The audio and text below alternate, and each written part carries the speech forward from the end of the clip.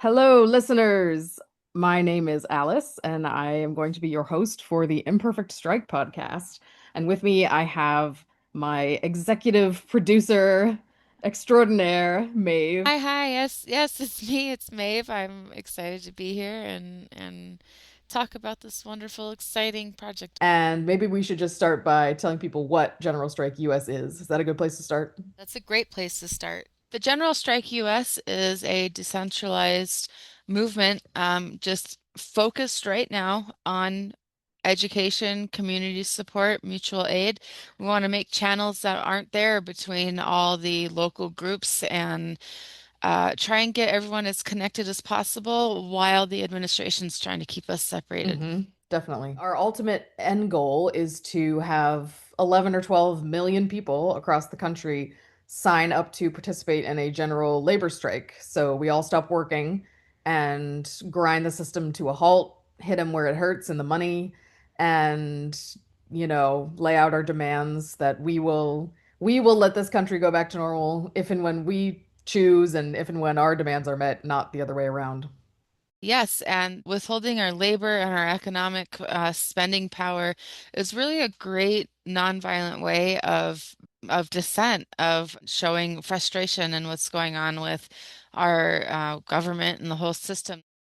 So this season, we are hoping to talk to all the local organizers we can possibly contact within a set series limit, obviously. We are going to talk to some feds. We are going to talk to people who are going through fascism and just see how we're living through it.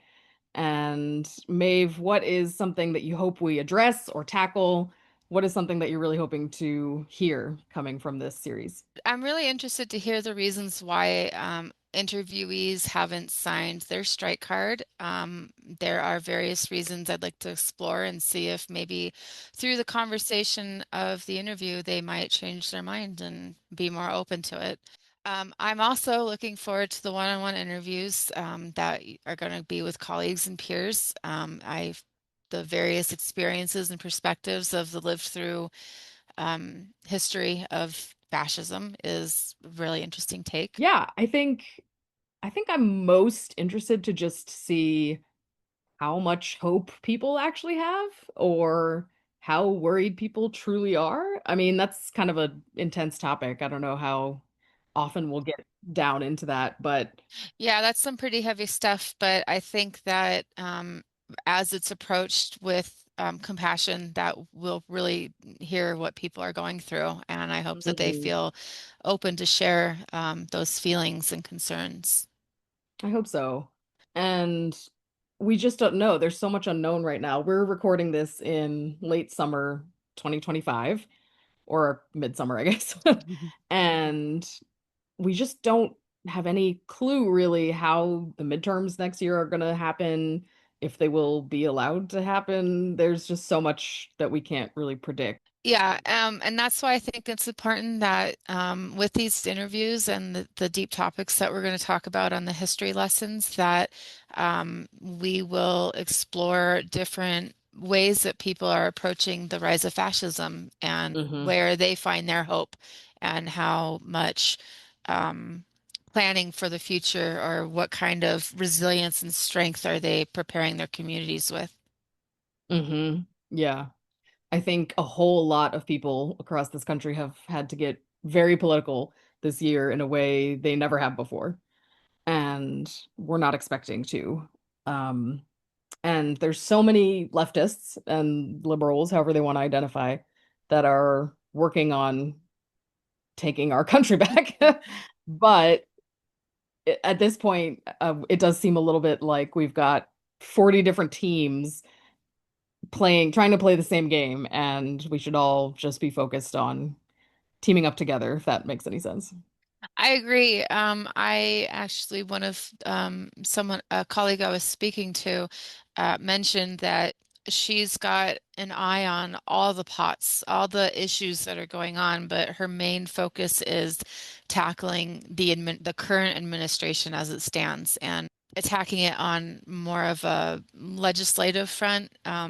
Believe she has hope that that's the way things are going to change. And And, as we prepare for whatever happens, I think it's important that we take the path of least resistance first before going into larger drastic measures. Yeah.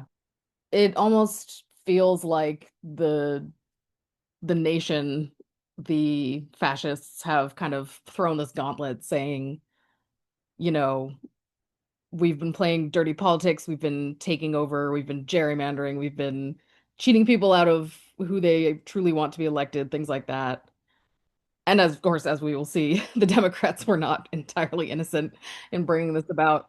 Um, However, it seems as if they've sort of put this challenge to us, the people on the left at this moment in time, saying, almost like come at us, right? Like if you're gonna somehow depose us, it's gonna have to be through strength and guns and war, the Hmm. way we always want it to Yeah. be.